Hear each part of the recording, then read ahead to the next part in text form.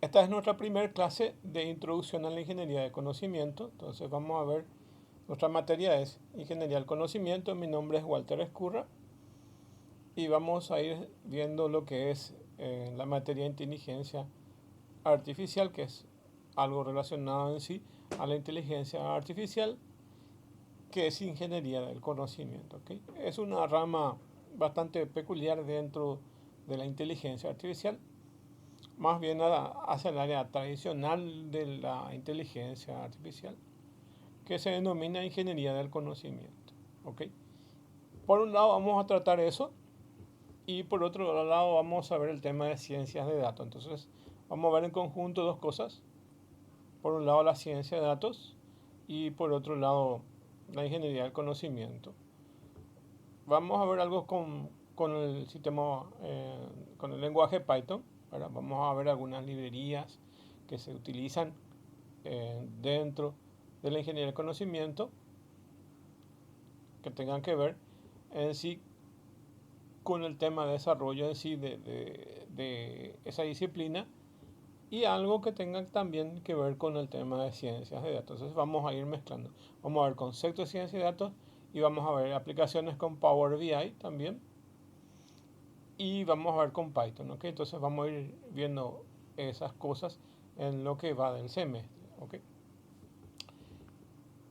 Ingeniería del conocimiento es una herramienta para producir sistemas basados en conocimientos y sistemas expertos.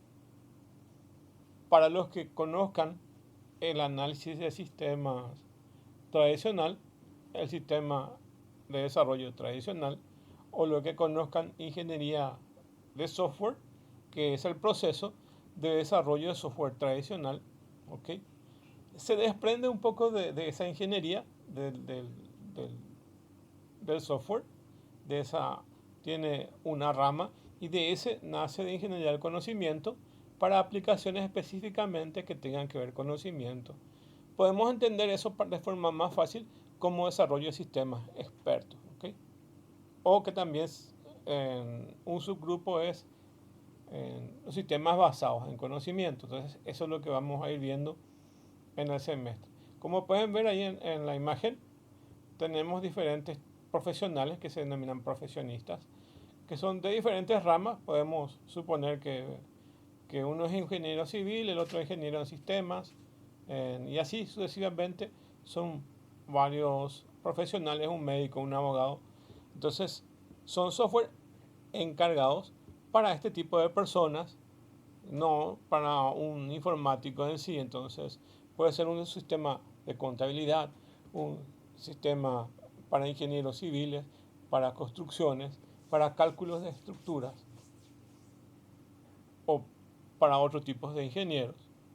Puede ser para un abogado, un sistema donde los abogados puedan consultar, o un sistema para un médico. Entonces, sistemas de diagnósticos médicos, sistemas eh, de diagnósticos de psicología para psicólogos.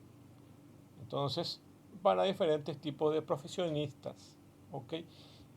Pero, como pueden darse cuenta, ¿quién va a hacer el software? ¿Y quién va a liderar el proceso de desarrollo de ese software? Evidentemente, profesionales del área eh, de la ingeniería del software o de ingeniería informática. ¿Okay? Entonces, alguien tiene que liderar ese proceso, tanto dentro de las definiciones y del ordenamiento en sí de cada trabajo que hay que realizar. Entonces, la planificación y todo el proceso de desarrollo es lo que se encarga un profesional informático, en conjunto con otros tipos de profesionales. O sea, si vamos a tener un software para un buró de abogados, evidentemente, ¿quiénes deben proporcionar esa información? Los abogados. Entonces, se estará trabajando con diferentes tipos de profesionales que puedan ofrecer esa información, y nosotros los informáticos tenemos que tener mecanismos para recoger esa información, poder plasmarlos en un sistema de representación Y de ese sistema de representación entonces construimos software, que pueden ser sistemas expertos. ¿Ok? Y bueno, y ese es todo el proceso.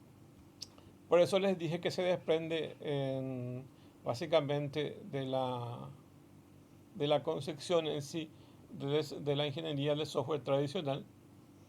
De esa rama se desprende un poco el proceso de esa ingeniería, pero tiene sus diferencias en, en la forma de aplicar esto, porque generalmente son software de usos especiales a los cuales están dedicados esto. Entonces hay un proceso entonces al cual está dirigido esto.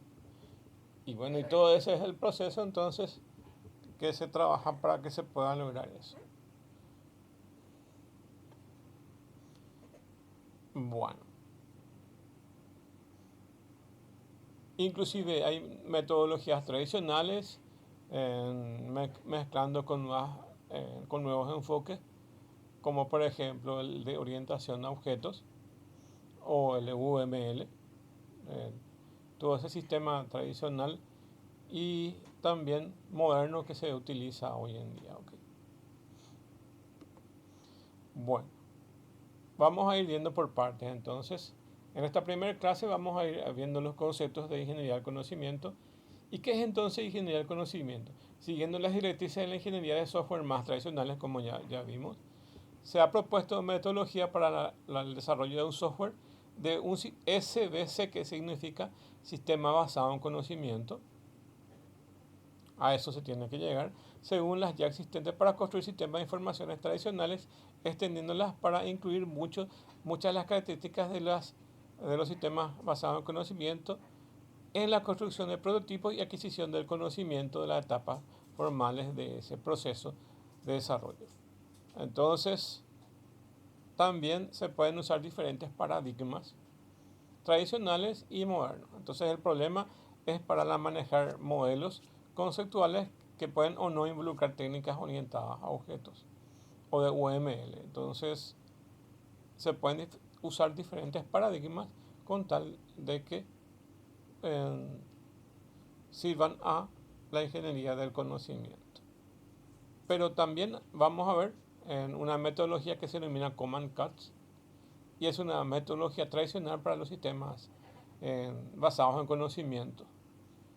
Una de sus debilidades y fortalezas es exactamente el mismo elemento que tiene, que básicamente son plantillas donde se van cargando las informaciones recogidas de los expertos.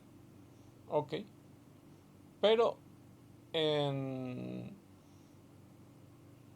tiene su ventaja de que es un sistema bastante documentado, pero su desventaja es que eso requiere mucho esfuerzo en tiempo y de recursos de personas para hacer todo ese proceso de llenar las plantillas que tiene esta metodología. Okay.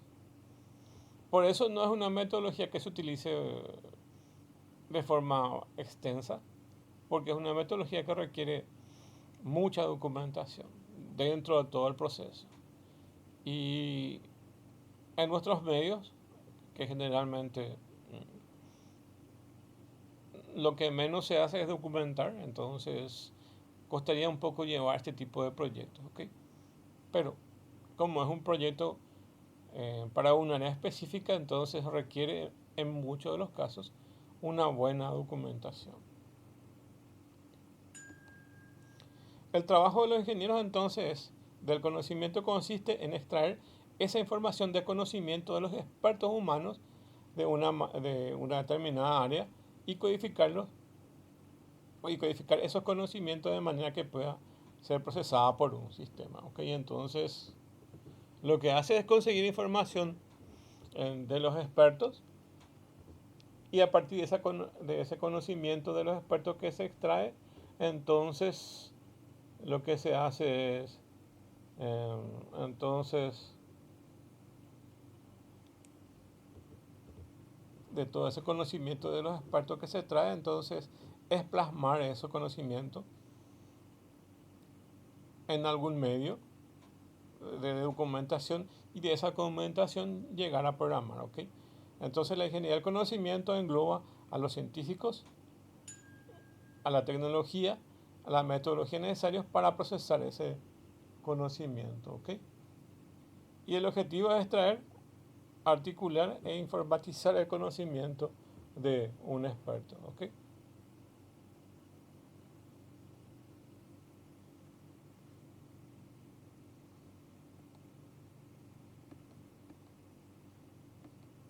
Bueno, ¿cuándo nace esto?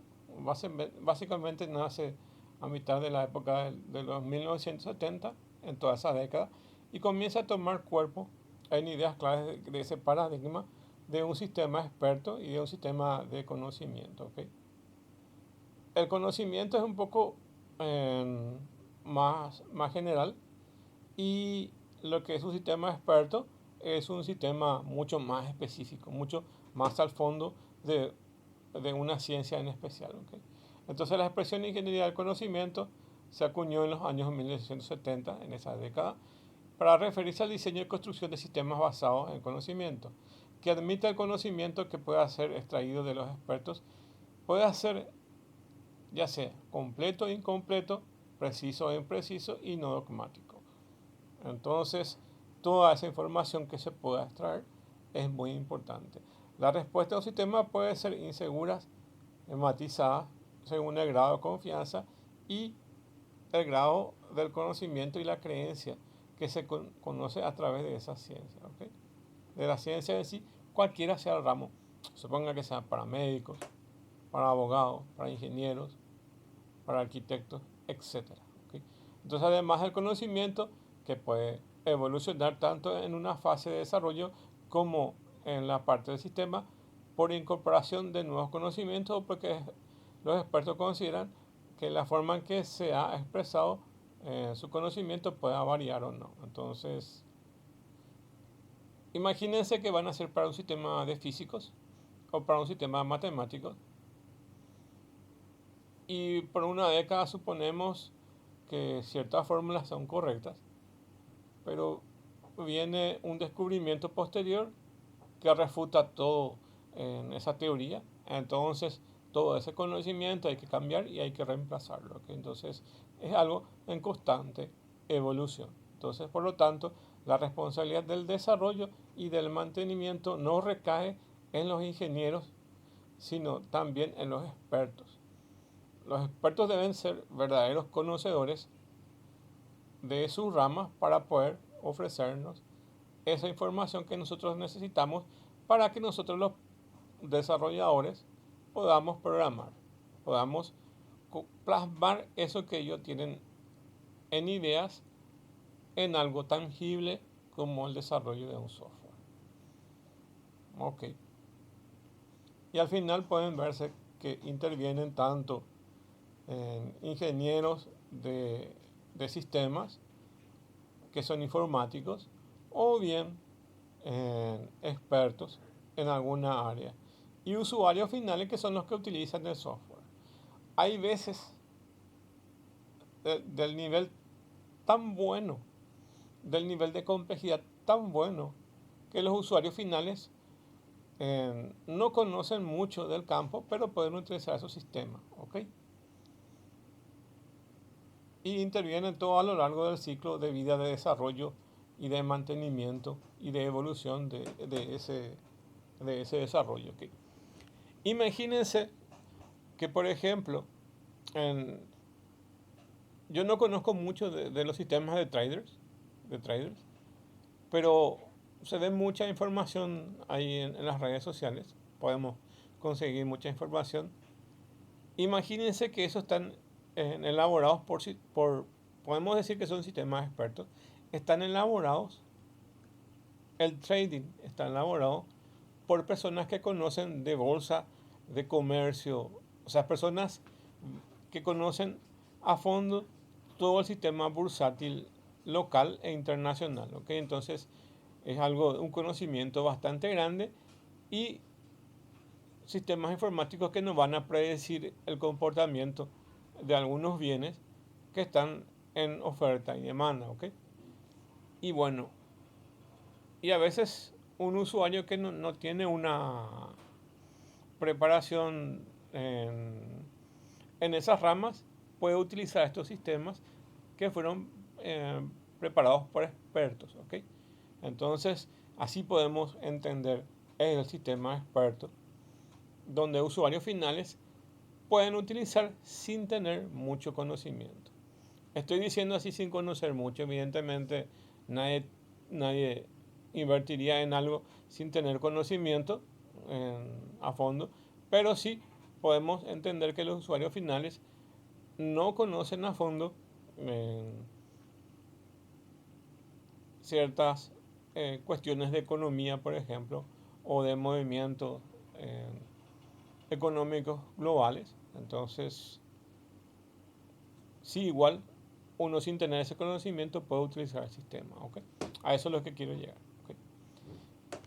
Como consecuencia, no es aplicable al ciclo de vida clásico porque no puede establecerse unas especificaciones definitivas desde el principio. Generalmente, dentro de la administración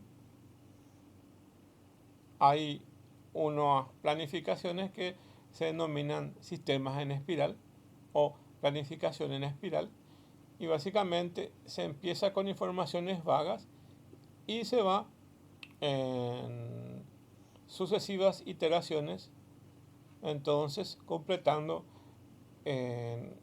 esa información. Entonces, cuando podemos empezar un sistema de un sistema experto, probablemente tengamos poca información y vamos a ir incrementando de forma incremental, vamos a ir llegando y ir aumentando la cantidad de información que se le va a alimentar al sistema, ¿ok?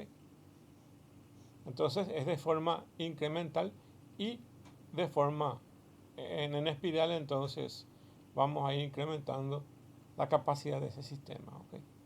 Dice, como consecuencia no es aplicable al ciclo de vida clásico porque no pueden establecerse unas especificaciones definitivas desde el principio.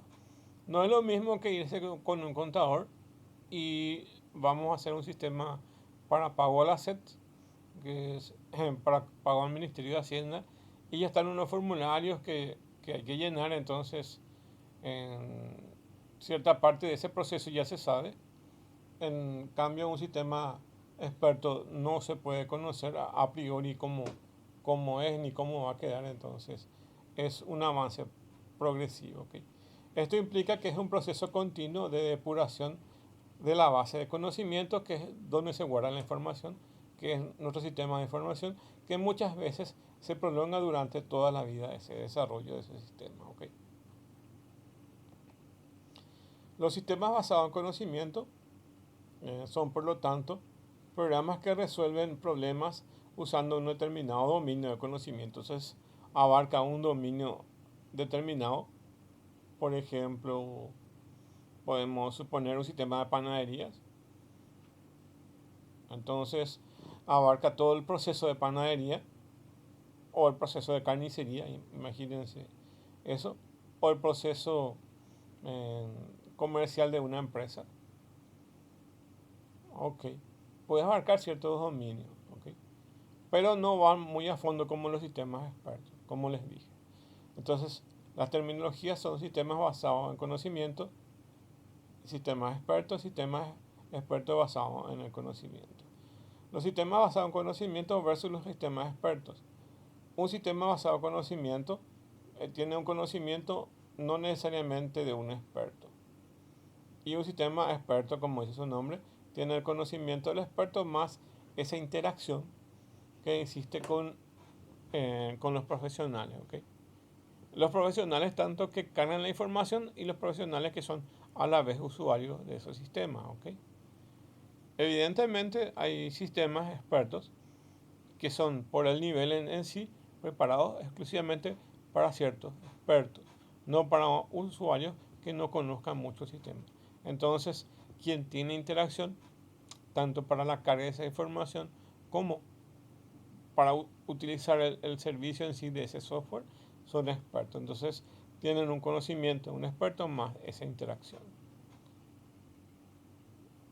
Entonces, Entiéndase que un sistema basado en conocimiento es un sistema que abarca ciertos dominios, pero no necesariamente va a fondo, por lo que dice acá no es necesariamente para un experto, ¿ok?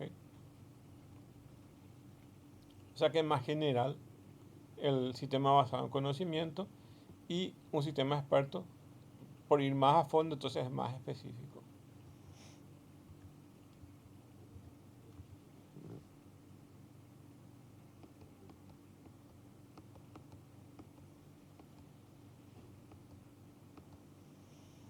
Bueno, acá tiene la estructura básica del sistema basado en conocimiento. Desde el punto de vista funcional, entonces es conductista, donde básicamente nosotros eh, somos usuarios y podemos a través de una interfaz hacer ciertas preguntas y el sistema experto responde esas preguntas.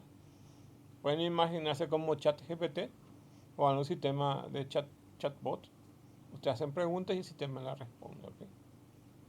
Pero ¿qué hay internamente? Internamente hay una base de conocimientos, que es una gran base de datos, que se denomina base de conocimientos. Y del otro lado está la interacción que vemos aquí, que son los mecanismos de adquisición de ese conocimiento. Entonces se le alimenta evidentemente a esta base de conocimiento a través de un motor de inferencia, y ese motor de inferencia es una parte lógica que extrae la información del sistema basado en conocimiento. Cuando un usuario hace una pregunta, el sistema responde, evidentemente pasa por estos mecanismos, que la información está en una base de conocimiento, se tiene un motor de inferencia y se envía esa información. O bien cuando se carga la información pasa lo mismo. Lo que pasa es que los sistemas de ChatGPT y Gemini y otros, evidentemente, son una evolución de estos sistemas basados en conocimientos o sistemas expertos. Pero fíjense que es muy parecido en sí. Se hace una pregunta y se responde. Y tienen un sistema de base de conocimientos por dentro. Entonces, eso es. ¿Qué son los sistemas expertos entonces? Un sistema experto designa a aquel que tiene un amplio conocimiento para resolver problemas de un determinado dominio de conocimiento. El proceso de adquisición de conocimiento cuyo objetivo es llegar a expresar de manera explícita en algún lenguaje de representación los conocimientos que el experto utiliza para resolver problemas. Resulta venido y es más fácil el de todos en el desarrollo de los sistemas basados en conocimiento. ¿Okay? Entonces, un experto es quien tiene amplio conocimiento de un sistema y está basado y desarrollado por informáticos y por expertos.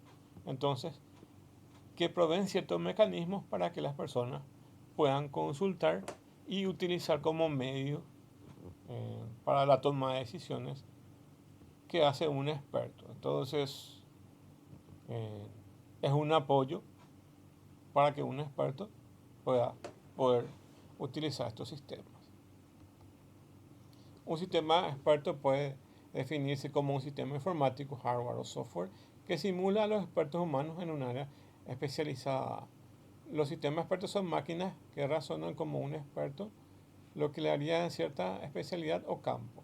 Por eso es que está dentro de la inteligencia artificial, porque tiene ciertas capacidades de un humano, como ven aquí, capaz de solucionar o dar información de un área especializada. Y dice que razonan. Evidentemente, ese término que razonan es muy general, pero por lo menos tiene la capacidad de brindarte información y darte ciertas opciones de cómo es un sistema.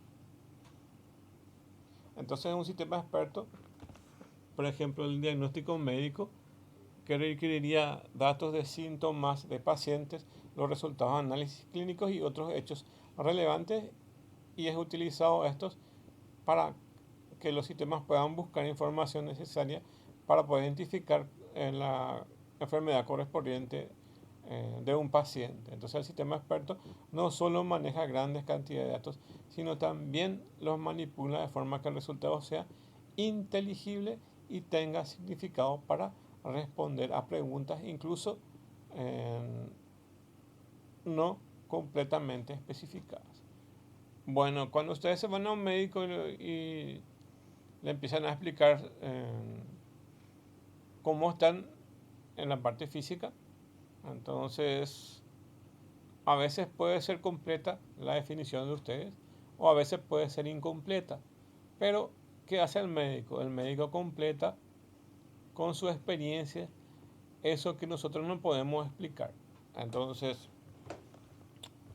le pueden decir al médico, tengo un dolor en la cabeza, pero puede deberse por muchas circunstancias. Entonces, el médico con su expertise, entonces va analizando las posibles opciones que se tienen, ¿ok? Para dar solución a ese problema. Si vemos un poco en la definición de sistema basado en conocimiento, sistemas expertos e inteligencia artificial, entonces podemos tener esta relación. Los sistemas expertos son, como ya sabemos, son más específicos. Los sistemas basados en conocimiento son más generales y más general todavía es los sistemas de inteligencia artificial. Entonces, un sistema basado en conocimiento es un subsistema dentro del sistema de inteligencia artificial y un sistema experto es un subsistema o un subconjunto dentro de los sistemas basados en conocimiento. Esta es la relación entonces de subconjunto que tenemos. Un sistema basado en conocimientos, o sea, un sistema experto es un sistema que es un subconjunto de un sistema basado en conocimiento y un sistema basado en conocimiento es un subconjunto de un sistema de inteligencia artificial.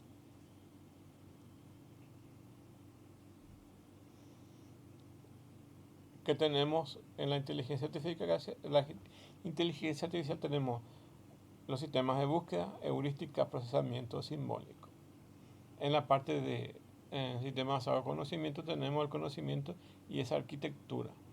Y en el sistema experto tenemos aplicaciones para resolver problemas que requieran el conocimiento de un experto. Existe un punto especial que es la ingeniería del conocimiento para un sistema basado en conocimiento. La ingeniería del conocimiento es el proceso de diseñar y hacer operativos los sistemas basados en conocimiento. Podemos definir que es un subcampo de la inteligencia artificial concerniente a la adquisición, representación y aplicación de ese conocimiento. Por lo tanto, es una disciplina de la ingeniería en la cual el conocimiento se integra dentro del sistema de un sistema de computación para resolver problemas complejos que normalmente requieren un alto nivel de conocimiento. En el caso de un sistema experto, el proceso de mejorar hasta un nivel de un experto humano la presentación de los sistemas de software que poseen un amplio cuerpo de conocimiento sobre un área de aplicación específica. Eso viene a ser lo que es ingeniería del conocimiento para sistemas expertos. También podemos decir que es un programa que usa conocimiento y procedimientos de razonamiento para resolver problemas lo suficientemente difíciles que puede necesitar un experto para su solución. Por lo que entonces se usan cuando existen problemas que no requieran un sentido común, se requiere un razonamiento simbólico. Esto es más bien con algunos sistemas que manejan como el Prolog, que utilizan hechos y el conocimiento en sí, hechos y reglas. ¿Okay? No se resuelve con métodos tradicionales, se necesita conocimientos expertos y el costo compensa su uso. Son sistemas que generalmente cuestan bastante si uno va a desarrollar o cuesta bastante si uno va a adquirir. En costos hablando. Puede ser, por ejemplo, un sistema de transacciones bancarias. Entonces, ahí podemos utilizar un sistema experto. Puede ser un sistema experto para regadíos. Y ustedes se pueden imaginar o pueden buscar recursos en internet de ejemplos que se pueden usar en- para el uso de los sistemas expertos. ¿Ok? Acá, acá en el escrito tienen un ejemplo, ¿va?, de cuál puede ser un sistema experto, que es básicamente el conocimiento que tienen las personas trasladadas a las máquinas. ¿Ok? Imagínense un cajero automático.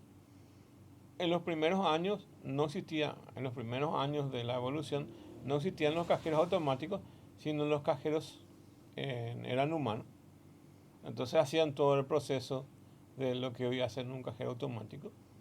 Entonces, imagínense todo el proceso que hace un cajero automático de expender dinero o una máquina expendedora de productos. Eso generalmente lo hace una persona, un experto dentro de su área. Y hoy en día las máquinas pueden hacer ese trabajo. ¿Ok? También puede ser un sistema de control de tráfico, un ejemplo más. También existen algunos problemas específicamente que pueden resolver, como la planificación y optimización de objetivos, ejemplo de organización y asignación de aulas para exámenes finales de una gran universidad. Eso lo puede hacer personales dentro de las universidades de forma manual o puede hacer un sistema experto, ¿ok? Donde básicamente eh, ordenan todo el proceso y redireccionan las aulas para los exámenes o para algunas de las actividades que se pueden hacer en una universidad. O sea, donde se haya planificaciones, se pueden hacer planificaciones para doctores y enfermeros en un gran hospital, planificación de una empresa o fábrica, de todo ese proceso que va a desarrollar y las ubicaciones que pueden estar en las personas. La planificación de autobuses por horas para aliviar la congestión. Ok, entonces pueden utilizarse para un montón de cosas. Tienen algunas ventajas y desventajas. Mayor disponibilidad, la experiencia está disponible para cualquier hardware de cómputo adecuado o software también. Su costo es reducido y permanencia. La experiencia es permanente a diferencia de lo que ocurre con los expertos humanos. ¿Ok? Evidentemente mucho de esto es de inteligencia artificial y falta todavía mucho por pulir. Pero en algunos casos imagínense un cajero automático, que en algunos casos ya podemos tener sistemas expertos. Un cajero automático es 24 horas y, y cajeros humanos es difícil que tengan 24 horas. ¿Ok? Entonces pueden ver ahí cómo las máquinas suplen bien en lo que es el tema de los sistemas expertos. Suple bien a un experto. ¿Ok? Y ofrece experiencia como por ejemplo el conocimiento de varias especialistas pueden estar disponibles para trabajar simultáneamente a continuación de un problema. Cuando se desarrolla estos tipos de software, no lo hace un solo profesional, sino lo que trabajan en conjunto con diferentes tipos de profesionales, incluso de la misma profesión. Entonces cada uno aporta lo suyo y es un sistema mayor en comparación a lo que puede hacer el conocimiento y la aplicación de una sola persona. El nivel de experiencia combinada por muchos sistemas expertos pueden exceder al de un solo especialista humano. ¿Ok? Es evidente eso. ¿Ok? Y eso es algo muy interesante y muy importante. También tiene respuestas no objetivas. El sistema experto ofrece respuestas sólidas, completas y sin emociones en todo momento. Las personas estamos supeditadas a las emociones. Bueno, ChatGPT puede ser un buen tutor en el sentido que si estoy aprendiendo matemáticas y mi razonamiento no es el más correcto, o no estoy entendiendo bien, puedo hacer las preguntas de diferentes maneras, diferentes enfoques, y el sistema no se va a cansar en responderme. Siempre me va a ir tratando de ayudar con la respuesta, ¿ok? Propónganse hacer eso con un docente humano. Supónganse que a la novena pregunta ya no tendrán las respuestas necesarias que necesitan, ¿ok? Porque las personas somos así. No vamos y somos emocionales. Entonces, eso no tienen las máquinas. Entonces, no es subjetiva la información que nos va a dar. Y también dice, tiene explicación del razonamiento. Le podemos decir al sistema, detallame por qué me hiciste este desarrollo matemático de esta forma. Y el sistema experto tiene que tener la capacidad de decirme, esto lo hice así por paso y lo hago así porque yo entiendo así y según mi criterio esto es así. Entonces tiene una forma de explicar cómo llegó al resultado. Entonces tiene una explicación del razonamiento. El sistema experto puede explicar clara y detalladamente el razonamiento que aplicó y que conduce a su conclusión. ¿Okay? Tiene una respuesta rápida. En algunas situaciones de emergencia puede exigir respuestas más rápidas que la de un humano. ¿Okay? Entonces, tienen todas esas ventajas. Su tutoría es inteligente y basados en datos inteligentes. Pero también tienen algunas limitaciones, como el sentido común, el lenguaje natural y la capacidad de aprendizaje. ¿Okay? En el caso del sentido común, los sistemas expertos no hay nada obvio. Está programado por los hombres, entonces solamente cubre cierto espectro del conocimiento. Entonces, si queda fuera de su dominio, no va a responder. Entonces, no va a responder o la respuesta no va a ser la más deseada. Y lenguaje natural evidentemente tiene que tener un nivel de conversación fluido, porque acuérdense que son máquinas, no son humanos. Entonces, mediante los algoritmos que hoy en día y las capacidades que tenemos, entonces tenemos esa capacidad de abstracción para llegar a un lenguaje lo más aproximado a lo que nosotros los hombres manejamos. ¿Okay?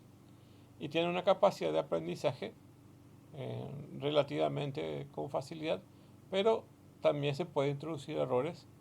De hecho, hasta el mismo ChatGPT y los otros sistemas lo tienen. Tienen errores ajenos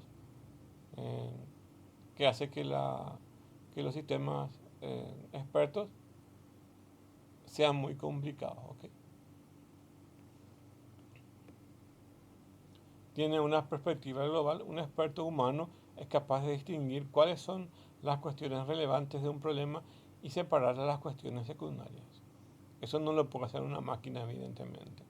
La capacidad sensorial del sistema experto carece de sentidos. Se le puede dotar de ciertos sentidos, pero no es lo mismo que la capacidad humana. ¿Okay? Flexibilidad. Un humano sumamente flexible a la hora de aceptar datos para la resolución de problemas. Nuestra capacidad de poder hacer frente a los cambios puede ser mucho más llevadera que lo que puede llevar a hacer un cambio un sistema experto o un sistema basado en conocimiento. El conocimiento que es no estructurado, un sistema experto no es capaz de manejar conocimiento poco estructurado. Tiene ciertas estructuras, inclusive ChatGPT tiene ciertas estructuras. Capaz que a nuestro nivel de conocimiento no podamos entender esa estructura gramatical que está generando, pero sus homólogos, los programas que detectan si está hecho o no con la inteligencia artificial, analizan justamente esas estructuras, ¿ok? Son más estructurados. Y nosotros los hombres, evidentemente, tenemos capacidad de estructuración, pero también podemos salirnos fuera de esas estructuras. Bueno, ahí termina esa parte, ¿ok? Antes quiero hacerle una introducción que vamos a ir continuando en otras clases. Evidentemente podemos hablar de Python, que es ampliamente utilizado en ciencia de datos porque ofrece múltiples bibliotecas y herramientas para diversos tipos de análisis y que vamos a ver a continuación. Uno de ellos es el análisis descriptivo, donde básicamente se miden estadísticas que básicamente pueden medir otras herramientas o pueden graficar. Entonces medidas de tendencia como media, mediana, moda, que podemos aplicarlo desde forma de una planilla Excel o bien a mano. Entonces son todas medidas estadísticas, medidas de dispersión, varianza, desviación estándar, rango, ¿verdad? Las distribuciones, histogramas, diagramas de caja, de bigote, etc. Esas librerías que se utilizan en Python pueden ser las librerías de pandas, la librería de NumPy, Matplotlib y Seaborn. Las de pandas y las de NumPy son para los cálculos y Matplotlib y Seaborn son para la parte de mostrar gráficamente, así como lo muestran las herramientas de Tableau y las herramientas de Power BI o las herramientas de Excel. Nos muestran gráficos. ¿Ok? Son estas librerías de Matplotlib y Seaborn. Entonces dice, el análisis descriptivo se enfoca en resumir y visualizar datos sin hacer inferencias. Se usan estadísticas como la media, mediana, moda, varianza y desviación estándar. Ejemplo, supongamos que tenemos una tabla de datos de ventas semanales en una tienda. Entonces aquí tenemos las semanas y las ventas. ¿Okay? Y básicamente aquí está una distribución de ventas. Y tenemos estos gráficos descriptivos. ¿Okay? Y después tenemos los análisis exploratorios de datos que se denominan EDA, Exploratory Data Analysis, y se usa para detectar patrones, relaciones y anomalías. Y aquí tienen las librerías que se utilizan para correlaciones entre variables, en pandas, análisis de valores nulos y outliers, estas que se ven aquí, y tratamiento de datos que pueden ser normalizados, normalización o escalado, Sklearn. ¿Okay? Son estas las librerías que se pueden utilizar. Vamos a ir viendo en el curso algunas de ellas, evidentemente no todas. ¿Para qué sirven estas EDA? Permiten detectar patrones, anomalías y relaciones entre variables. Se analizan correlaciones y distribuciones para entender mejor los datos antes de modelado. Esto se suele hacer mucho en tesis, por ejemplo. Si una variable se relaciona a otra. Por ejemplo, queremos saber si existe una relación entre un fumador con el cáncer de pulmón. Entonces, a partir de esos datos, se analiza y ve si tienen relación. Ok. Y hay veces que sí pueden tener relación y hay veces que no pueden tener relación. Si tienen relación, básicamente los datos son proporcionales. Y si no, entonces a veces los datos son muy dispersos. Ok. Y para eso sirve básicamente este análisis. ¿Okay? En este caso van a ver en un gráfico de dispersión de temperatura versus venta de helados, si es que existe una correlación. ¿Okay? Entonces, supóngase que estamos en Paraguay, 40 grados de calor o un poco más. Evidentemente, la temperatura va a influir en la venta de helados. ¿Okay? Y en el invierno, las temperaturas empiezan a bajar, entonces la necesidad para podamos entonces consumir es menor. ¿Okay? Vamos a consumir más en el verano y vamos a consumir menos en el invierno. Entonces la temperatura es un factor y eso es evidentemente práctico y podemos advertir eso de forma natural. Ok. Pero, ¿qué pasa? Si esto fuera em, algo mucho más complejo, entonces utilizaríamos las herramientas en Python para mostrarnos o visualizar esas correlaciones, si existen o no. Después tenemos el análisis predictivo, y básicamente desde una regresión lineal hasta sistemas mucho más complejos podemos obtener. Entonces se enfoca en construir modelos que hagan predicciones basadas en datos históricos. De sistemas básicos de regresiones lineales y logísticas, árboles de decisión y redes neuronales. Entonces tenemos, por ejemplo, sklearn para las lineales, árboles de decisión puede ser sklearn también, y redes neuronales TensorFlow, Keras y PyTorch, hablando de librerías que se utilizan en Python. ¿Okay? Acá básicamente es una regresión lineal donde básicamente es una línea recta y podemos predecir que si esto es creciente, entonces la predicción de precios de las casas van a ir creciendo. ¿Okay? Eso es lo que se puede ver aquí. Después en el 4 tenemos análisis de clustering y agrupamiento. Entonces lo que hace es analizar ciertos parámetros donde básicamente se miden la mediana, nivel scan y jerárquico, que son nuestras herramientas. Y aquí se ven las agrupaciones, ¿okay? Agrupación de datos. Si tienen ciertas similitudes en los datos. Imagínense un centro comercial donde básicamente acuden al mismo diferentes personas de diferentes edades. Entonces podemos agrupar en un gráfico los clientes y poder detectar entre niños, jóvenes y adultos, ¿okay? Y ver en ese rango de edades quién es el que tiene mayor poder adquisitivo. Entonces tratar de ofrecer campañas al que tiene mayor poder adquisitivo. ¿Y eso cómo lo vamos a hacer? Mediante las agrupaciones de los datos y con estos gráficos que nos permiten segmentarlo. Okay. Después tenemos análisis temporales. Básicamente son análisis que se usa para trabajar con datos que varían en el tiempo. Y ahí tienen modelos ARIMA y SARIMA, suavizamiento exponencial y redes neuronales recurrentes. Esos son los tres modelos que tienen ahí, tienen sus librerías de Python. En este caso del ejemplo tiene un gráfico de evolución de la temperatura en una semana, ¿okay? Donde se modela una tendencia y se suaviza los datos. Entonces nos muestra los días versus las temperaturas.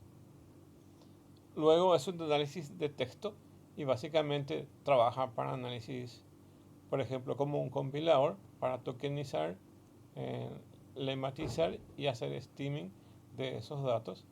O también cómo funciona con modelos de bolsa. Entonces pueden extraer textos.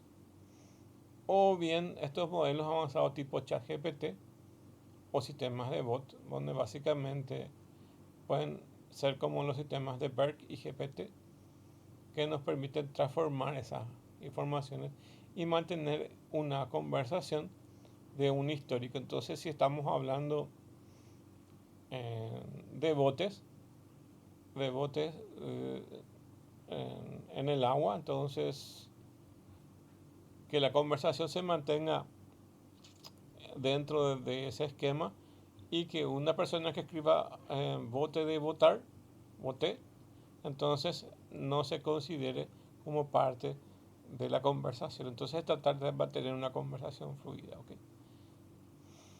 Y por ejemplo, acá en el ejemplo, analiza datos y nos muestra, por ejemplo, el de análisis de sentimiento de las personas.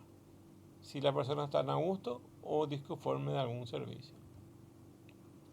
Después tenemos las redes, análisis de redes, y básicamente son grafos que nos permiten graficarse, ¿okay? Y básicamente nos muestran las relaciones entre cada uno de estos grafos. Entonces puede usarse en sistemas de redes eléctricas, sistemas de conexión de ciudades, etcétera.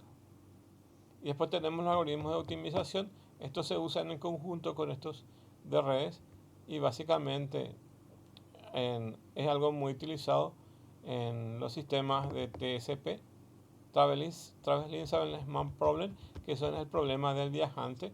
Y lo que se trata de hacer de estos sistemas de optimización es básicamente ofrecer soluciones alternativas más económicas que podamos tomar. Por ejemplo,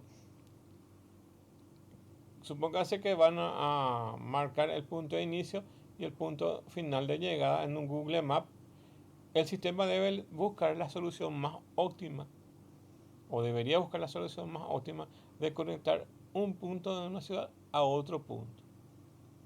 Como siempre son sistemas de optimizaciones, son sistemas de aproximación, hay veces que el algoritmo nos va a encontrar la solución más óptima y hay veces que es un aproximado y puede ser que no.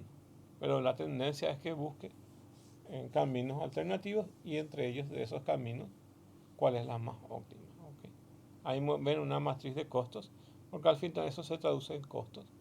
Cuando se mueven de una ciudad a otra, se están midiendo costos. ¿Okay? Y bueno, y ahí entonces ven un poco de qué se trata de lo que vamos a ver en la materia. ¿Okay? Bueno, este archivo también les dejo para que puedan visualizar y empezar a explicar con más detalles lo que les estaba mostrando. ¿Okay? Bueno, muchas gracias entonces y nos vemos la próxima semana.